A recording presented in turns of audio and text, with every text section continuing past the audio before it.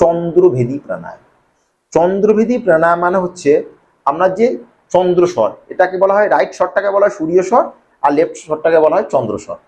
এই চন্দ্র স্বরকে অ্যাক্টিভ করতে হবে। চন্দ্র স্বরকে অ্যাক্টিভ করার নিয়ম হচ্ছে আপনি ধীরে ধীরে ধীরে ধীরে লেফট দিয়ে শ্বাস নেবেন এবং ধীরে ধীরে ধীরে ধীরে রাইট দিয়ে ছাড়বেন।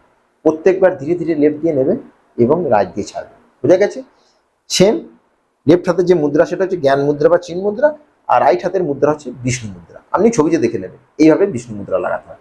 এখন শুরুর দিকে যদি বিষ্ণু মুদ্রা লাগাতে না পারেন তাহলে থাম দিয়ে রাইটকে বন্ধ করবেন এবং ইন্ডেক্স ফিঙ্গার দিয়ে লেফটকে বন্ধ করবেন এবং ধীরে ধীরে শ্বাস নেবেন লেফট দিয়ে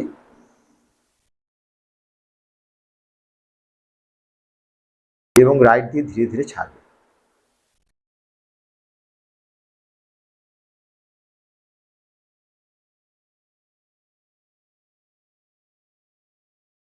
फिर से लेफ्ट দিয়ে নেবেন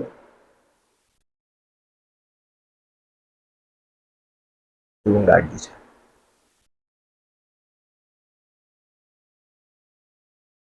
এর ফলে আমরা যে চন্দ্র স্বর মানে যে লেফট হোল সেটা ধীরে ধীরে ধীরে ধীরে অ্যাক্টিভ হতে থাকবে।